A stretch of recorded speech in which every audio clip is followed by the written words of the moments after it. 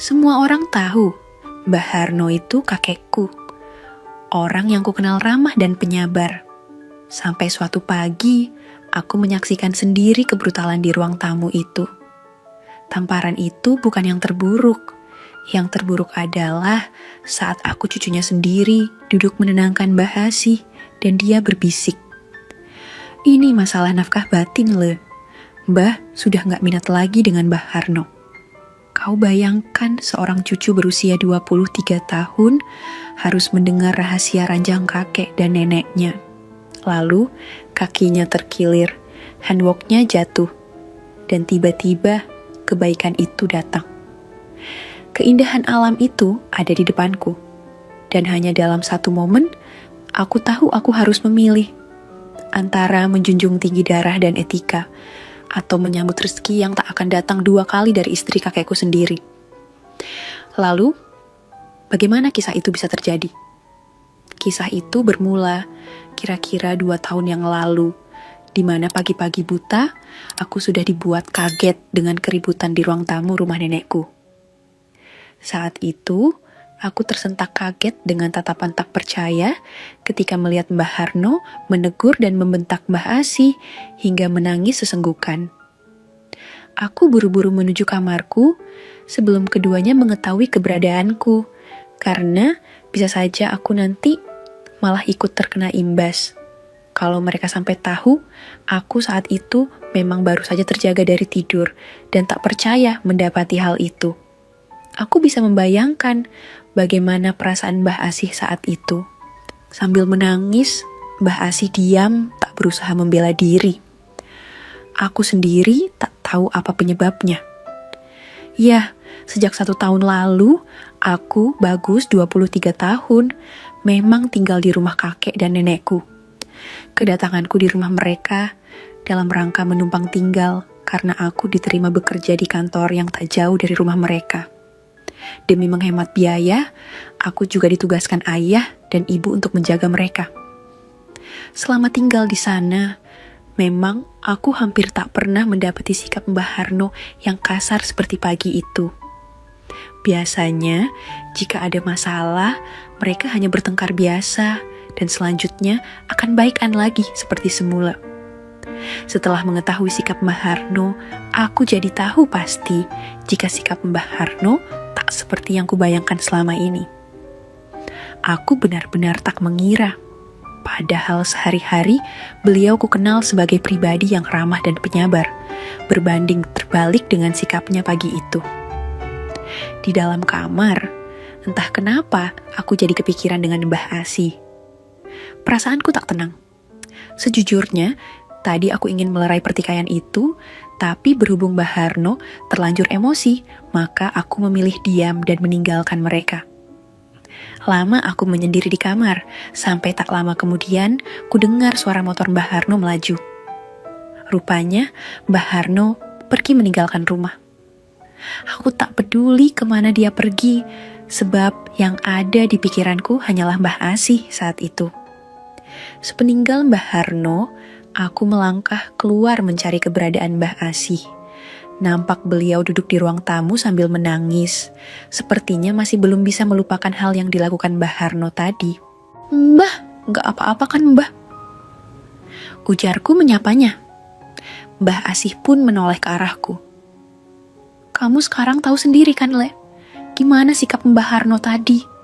Mbah Asih berkata dengan mata yang berkaca-kaca. "Kenapa tadi Mbah diam? Seharusnya Mbah kan bisa melawan toh," kataku memberi semangat.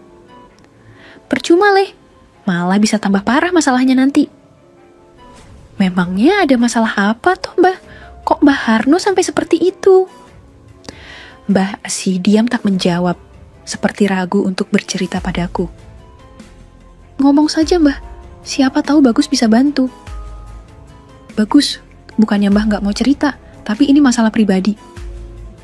"Gak apa-apa Mbah, jangan sungkan. Mungkin dengan Mbah cerita, Mbah bisa lebih tenang pikirannya."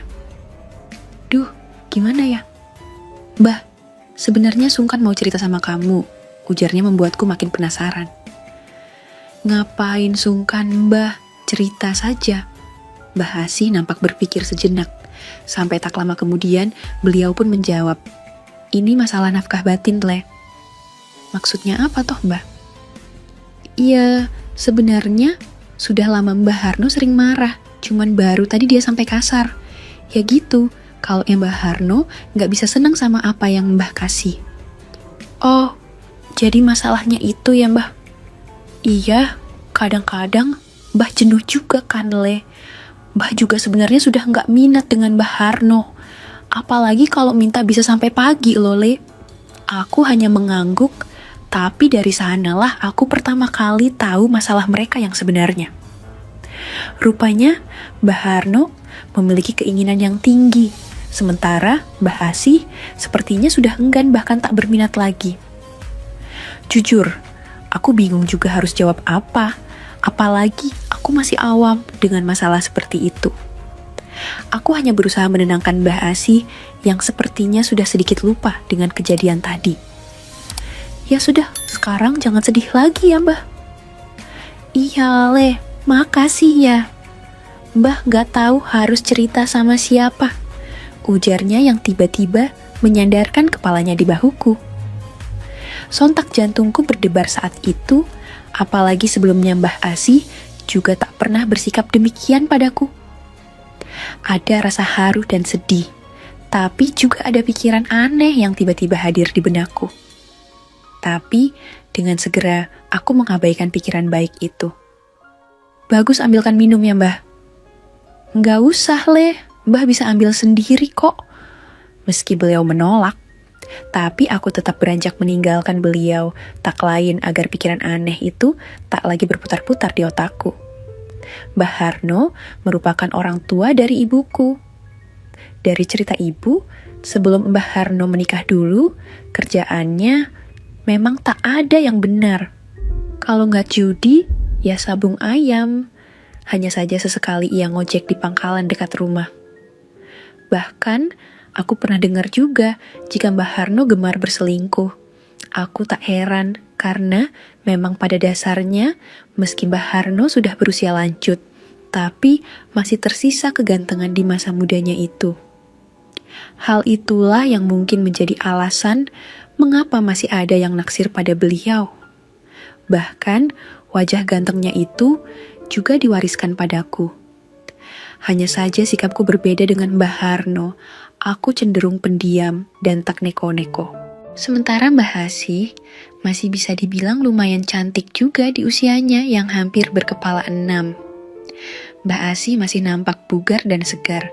Tentunya hal itu karena Mbah Asih masih rajin minum jamu dan berolahraga di pagi hari. Kadang aku heran sendiri dengan Mbah Harno. Kok bisa-bisanya istri secantik Mbah Asih sering dimarah-marahi? Walaupun pada kenyataannya, dia merupakan istri kedua Mbah Harno lantaran 5 tahun silam, nenek asliku meninggal karena sakit menahun. Singkatnya, sejak pertikaian itu, aku jarang melihat Mbah Harno dan Mbah Asih ngobrol seperti biasa. Mereka seolah menyibukkan diri mereka masing-masing. Bahkan tak jarang aku mendapati Mbah Harno kalau malam istirahat di ruang tamu, mungkin saja dia mulai menyadari kesalahan yang kemarin itu. Hanya saja, sejak itu pula sikap Mbah Asih menjadi berbeda terhadapku. Beliau makin perhatian dan sering menemaniku ngobrol sepulang kerja atau bersantai di depan teras. Apalagi belakangan Mbah Harno juga sering keluar rumah tanpa berpamitan. Sampai seminggu kemudian, ada satu hal tak terduga antara aku dan Mbah Asih yang akhirnya merubah sikap kami masing-masing. Sama seperti peristiwa sebelumnya, pagi hari saat aku baru terjaga, suara ribut terdengar dari ruang tamu. Mbah Harno dan Mbah Asih bertengkar lagi. Tapi bedanya saat itu, Mbah Harno justru menampar Mbah Asih. Tentu saja, aku yang mengetahui hal itu segera melerai mereka. "Nggak perlu ikut campur kamu, ini urusan kami," ujar Mbah Harno padaku, sementara Mbah Asih menangis di kursi. "Bukan seperti itu caranya jadi suami, Mbah. Mbah Putri juga punya perasaan. Tolong hargai dia," kataku dengan nada tinggi. Sejenak Mbah Harno terdiam, lalu kemudian beliau berlalu menuju motornya dan pergi meninggalkan rumah. Aku yang masih mematung di depan pintu segera menghampiri Mbah Asih yang duduk di kursi ruang tamu. "Mbah, gak apa-apa kan? Aku ambilkan minum ya." "Gak usah, Le. Biar Mbah sendiri yang ngambil." Mbah Asih kemudian hendak beranjak, tapi saat berdiri, mendadak dia duduk lagi. "Loh, Mbah kenapa?" tanyaku khawatir. "Kaki Mbah sakit, Le. Tadi pas menghindar, Mbah kepleset jatuh. Nanti agak siangan antarin Mbah ke warung beli obat ya, Le."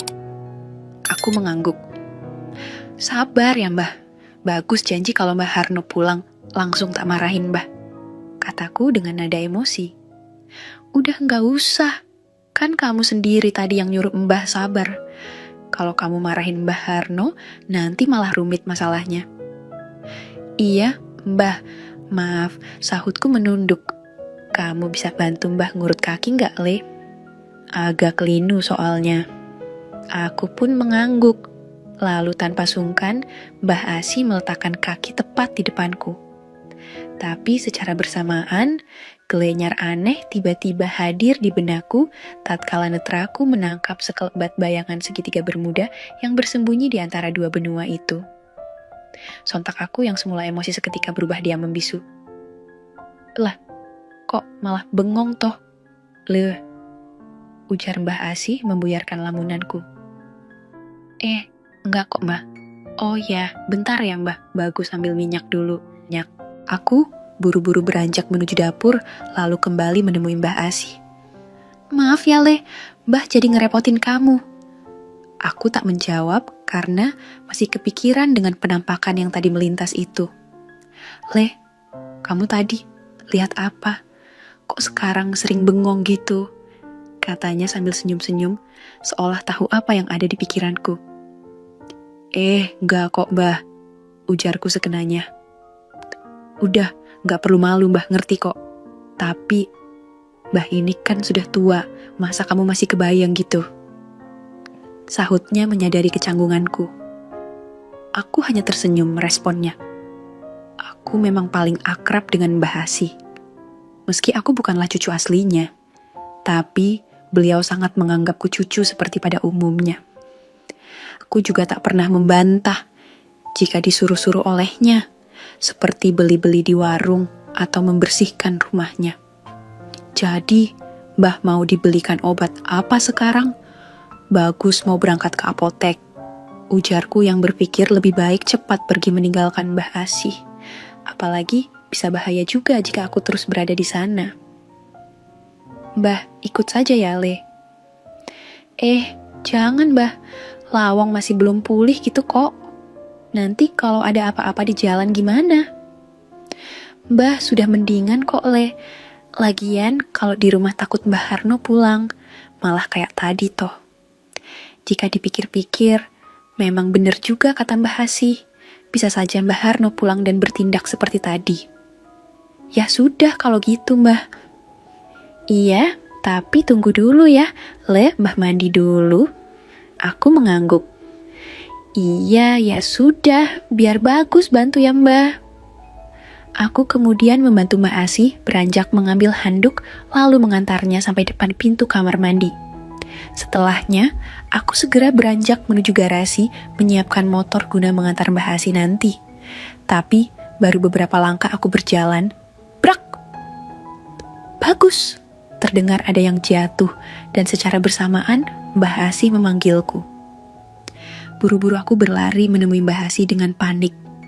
Bahkan saking paniknya, aku langsung masuk kamar mandi tanpa mengetuk pintu. Nampak Mbah Asih terjatuh, tapi yang membuatku gagal fokus, Mbah Asih bahkan melupakan handuk yang hijrah dari tempatnya itu. Tentu saja, panorama keindahan alam pun tertangkap olehku. Dengan ragu dan perasaan campur aduk, aku membantu Mbah Asih berjalan menuju kamarnya. Meskipun sesekali mata ini masih tetap saja tertuju pada keindahan itu. Sekali lagi, makasih banyak ya, Le. Udah, gak perlu dipikirin, Mbah. Sudah seharusnya bagus bantuin Mbah. Aku berusaha bersikap biasa meski gelenyar aneh dan keinginan itu tak mau hilang dari benakku. Mbah sudah tua loh, Le, ujarnya yang tiba-tiba menyadari jika sedari tadi aku memperhatikan hal indah itu. Enggak kok mbah, bagus cuma... Kamu ingin ya? Sahutnya tersenyum. Aku tak menjawab, sementara jantungku berdebar tak menentu. Apalagi tiba-tiba aku merasa ada tangan yang berjalan mengambil perahu hormat itu. Spontan aku berseru, membuat Mbah Asih tersenyum dan menoleh ke arahku. Mbah ngerti kok, Le. Kamu ingin kan? Enggak, tetapi Mbah. Bagus cuman. Tanpa menjawab, Mbah Asih justru memberi sambutan lain padaku. Entah suatu rezeki atau apa, akhirnya aku menyambut sambutan mulia dan ceria tersebut. Jujur, aku tak mengira jika saat itu akan menjadi saat paling indah untukku. Mbah Asih yang mengerti akan permasalahan yang kualami dengan segera menyiapkan saran terbaiknya untukku. Dalam situasi itu, aku hanya khawatir Mbah Harno bisa saja pulang dan mengetahui kebaikan itu. Tapi di sisi lain, aku tak mungkin menolak kebaikan dari Mbah Asih. Rezeki tak akan datang untuk kedua kalinya. Akhirnya buru-buru kusambut semua kebaikan Mbah Asih. Tak masalah meskipun singkat, yang terpenting baik aku dan Mbah Asih sama-sama mendapat hasil maksimal saat itu. Dan rupanya benar, seruan-seruan indah pun bergema menandakan kami sama-sama bahagia. Hingga akhirnya sebelum Mbah Harno pulang, masalah-masalah indah itu pun terselesaikan saat itu. Anggap saja ini ucapan terima kasih Mbah buat kamu ya Le. Kamu kan sering bantu Mbah, jadi sekarang Mbah yang bantu kamu. Tapi Mbah, kalau Mbah Harno sampai tahu gimana? Ya jangan sampai tahu, toh. Jawabnya sambil tersenyum padaku. Esok harinya, semua berjalan seperti biasa. Hanya saja yang berbeda, Mbah Asih tampak lebih ceria dari hari biasanya. Bahkan saat Mbah Harno kembali menegurnya, Mbah Asih tak lagi menangis.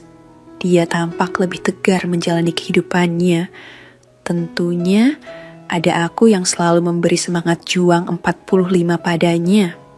Setidaknya keakraban itu berlanjut hingga kurang lebih 1 tahun lamanya. Tapi di tahun kedua, semua itu harus berakhir ketika Mbah Harno mengetahui keakraban itu. Bahkan beliau sampai meninggal saking kagetnya dengan perilaku baik kami. Hal itu seperti tamparan bagi kami. Dan dampak dari kebaikan itu, kedua orang tuaku pun mengetahui keakraban tersebut. Akhirnya, sebagai keputusan terbaik, aku pun menikahi Mbah Asih dan memulai hidup baru bersamanya. Tapi apakah aku menyesal? Tentu tidak, karena aku pun mencintai beliau dengan setulus hatiku. Apalagi, aku percaya jika Tuhan tak pernah keliru memberikan jodoh untukku. Kisahku dengan Mbah Asih berakhir dengan kematian Mbah Harno yang terkejut, dan sebuah pernikahan yang tak pernah kubayangkan. Banyak yang mungkin menilai, banyak yang mungkin mencibir. Namun, inilah pesan moral yang kupegang teguh. Dalam hidup, kita seringkali dihadapkan pada pilihan yang kelam, yang menguji batasan etika dan menggoyahkan norma keluarga. Bagiku, ini bukan lagi tentang benar atau salah secara sosial, melainkan tentang ketulusan dan keberanian untuk menerima apa yang Tuhan berikan. Terlalu sering kita memaksa diri bertahan dalam hubungan yang sudah layu karena takut pada penilaian orang lain, seperti yang dilakukan Mbah Asih. Padahal, kebaikan sejati tidak selalu datang dalam bungkus yang kita harapkan. Hidup adalah perjalanan mencari jodoh, dan jodoh terbaik seperti yang kupercayai, adalah dia yang membuatmu merasa dicintai dan utuh, sekalipun ia adalah jodoh yang paling tak terduga dalam takdirmu.